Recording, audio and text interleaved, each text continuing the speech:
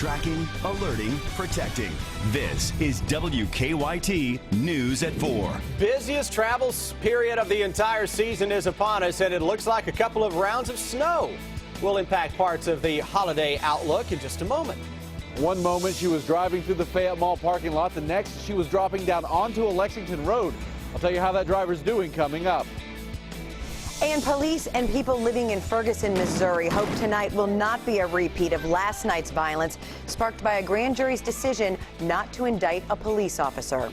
Welcome to WKYT News at 4. I'm Jennifer Palumbo. As many people get ready to hit the road for the Thanksgiving holiday, a winter storm could impact their travel plans. The storm about to hit the eastern U.S. could brush parts of Kentucky. But this afternoon, we have sunshine and temperatures in the upper 40s in Lexington. You're looking live at our Skycam on the Herald Leader building. WKYT Chief Meteorologist Chris Bailey is tracking the storm. And Chris, some places are going to get snow tonight. Yeah, exactly right. The potential is certainly there for some snow later tonight into tomorrow across the southeastern corner of the state. Jennifer, that's an area we've been targeting for the past several days for at least some impact from a big East Coast winter storm. And what you're seeing now on our live First Alert Defender is the area that has that winter weather advisory that is out for tonight into tomorrow. That includes Martin County back into Bell County, Middlesboro. Here is the storm that is in question. It is across the Gulf of Mexico, but I want to draw your attention to the clouds that are developing back toward parts of Louisiana, Mississippi, and Alabama. Notice that's like a little secondary surge of moisture. Look where it is aimed across parts of central and eastern Kentucky. What is going to happen in a setup like this? When I started seeing that temperature trend being a little milder in the southeastern Kentucky today, I thought immediately, okay, the storm system's going to come a little farther to the west. Stands to reason. The cold air didn't push it as far to the east as what the models were saying. Now, the deeper into the day, that appears to be the case, that surge of moisture is going to get a little farther west into parts of eastern Kentucky especially. Now, nothing is out there now on live First Alert Defender, but again, that little plume of moisture heading on in from southwest to northeast. So when I come back in about 10 minutes, focus of the forecast is on tracking the Thanksgiving travel troubles. I see 2 snow systems across the Bluegrass State over the next 24 to 36 hours, Jennifer. A wild ride even between now and Thanksgiving morning. Thanks, Chris. We're following a developing news story out of Lexington. A woman is in the hospital this afternoon with life-threatening injuries. Police say she was intentionally struck by a car. It happened around 12:30 this afternoon on Lane Allen and Harrodsburg Road. Police say people in 2 cars were arguing, and that argument resulted in passengers getting out of the cars. Police say the driver of a white Kia then backed over a woman who was taken to UK Hospital with what we are told are serious head and leg injuries. The Kia is the one that backed over the pedestrian, so looks like it struck her in the leg. I know these 2 parties knew each other. I'm not clear of the extent of the relationship, if it was school-related, job-related.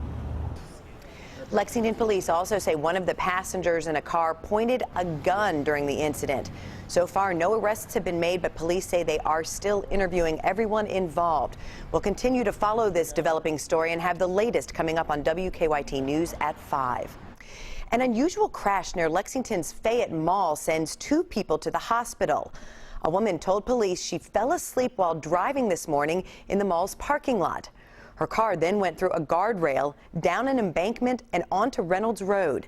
WKYT's Victor Puente has the details.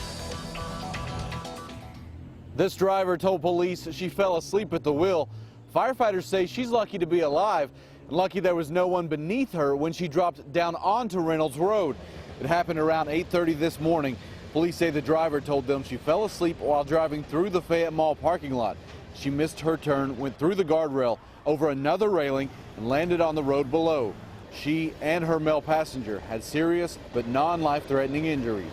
Right, they were both buckled, which was very fortunate for them, and the airbags operated as they're supposed to, so they were very fortunate. Firefighters say considering the location, they're glad no one else was on this road when that car slammed down on it. You know, it's the holidays, so here at the mall there's going to be a lot of increased traffic, so I really feel like it was a fortunate day that nobody else was involved. Reynolds Road was closed for about an hour. Police had some issues with drivers trying to get through their roadblock, but in each of those cases they were able to get that driver turned around. In Lexington, Victor Puente, WKYT. Police say because of the heavy traffic around the mall, they're asking drivers to slow down in that area. Top-ranked Kentucky is back in action tonight. In 3 hours, the undefeated Cats host the Mavericks of UT Arlington at Rupp Arena. Rob Bromley is live at Wildcat Central with a preview. Hi, Rob. Hello, Jennifer, and we are right back here at Wildcat Central as the Cats' busy schedule continues. Kentucky playing its third game in the last 5 days as UT Arlington comes into Rupp tonight. Now, going back to Montana State on Sunday night, the Cats put together another awesome defensive display. The Bobcats shot under 20%, were held to 28 points for the game. But the Cats started slow at the offensive end. Cal wants to see his team come out and execute from the start.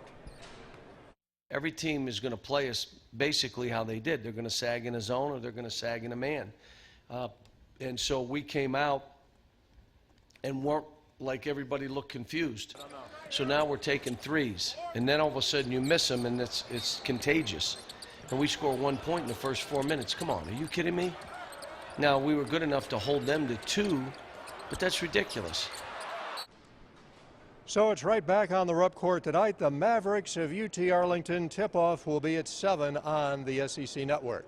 And I will be back at 5 o'clock, and we'll hear from sophomore Dakari Johnson, who will talk about this Kentucky defense that has been really special in the early season. Come down and see us here at Wildcat Central. You can get a collectible for tonight's game at Kentucky Branded. But for now, Jennifer, that's it from here at Wildcat Central, just outside the doors of Rupp. Back to you. Thank you, Rob. And it's already been an interesting day for the UT Arlington players. The downtown Hyatt, where the team is staying, had to be evacuated this morning because of a fire. Lexington firefighters say a dryer in the laundry room caught fire. They kept the fire from spreading, and guests, including the team, returned to their rooms around 9:30. We're working on a number of other stories for WKYT starting at 4:30. Sam Dick joins us from the newsroom with a look at some of the news in progress. Good afternoon, Sam.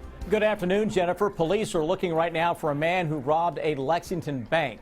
Police say a man went into the People's Exchange Bank on Clays Mill Road and handed a note to the teller that demanded money. He implied that he had a weapon. Police told us that the robber said Merry Christmas as he left the bank. Stonewall Elementary was also placed on heightened alert while police searched for the bank robber. We'll have the latest on the search coming up on WKYT News at 5 o'clock.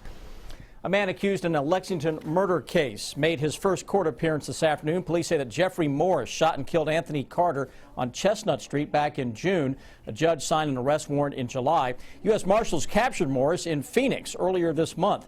We'll tell you what happened in court coming up on WKYT News at 4:30. An Lexington organization is putting together a peaceful protest in response to the grand jury's decision in the Michael Brown case in Ferguson, Missouri. It will begin with the March for Justice and Equality tonight at 6 o'clock. The group will gather at 3rd Street in Limestone and then walk to the courthouse plaza. Organizers say they will honor both Michael Brown and Tony Sullivan. Sullivan was shot and killed by a Lexington police officer 20 years ago. Students at the University of Kentucky are also holding a march on campus this afternoon. We'll take you there as well, coming up on WKYT News at 5 o'clock. That's a look at some of the news in progress. Jennifer, back to you. Thanks, Sam. Now to stories making headlines across the nation at 4. Daylight shows the devastation left by the violence around Ferguson, Missouri. A grand jury's decision not to indict Officer Darren Wilson sparked a night of violence. Now calls for justice are getting louder. Polo Sandoval has the latest. A peaceful protest Tuesday morning in Ferguson, Missouri. A grand jury deciding Officer Darren Wilson would not face charges in the shooting death of Michael Brown. Moments after last night's announcement, the streets erupted in violence. Police fired tear gas to try and move the crowds amid looting and gunshots. More than a dozen buildings as well as police cars were torched. Violence doesn't solve anything, and if we're going to have real change in this community, it's going to take all of us working together and not committing violence. This comes despite pleas for calm from the family of Michael Brown, saying they want something positive to come from his death. Their anger and desperation evident in this YouTube video. It was posted by the New York Times, shot last night as they found out about the grand jury's decision. I've been hurt my whole life. I ain't never had to go through nothing like this. Raw emotion, not appropriate at all, completely inappropriate. And, you know, God forbid your child is killed the way they kill, and then they get that just devastating announcement. Officer Wilson's supporters want critics to look at the evidence as the grand jury did. Physical evidence isn't moved by emotion or news coverage or anything else. It speaks for itself. And now one of the first signs that the police department could be rethinking its strategy. We now know that it's putting up a series of barriers and really a wall around the Ferguson Police Department. The main concern here is that there could be a repeat of last night. In Jennings, Missouri, I'm Polo Sandoval reporting.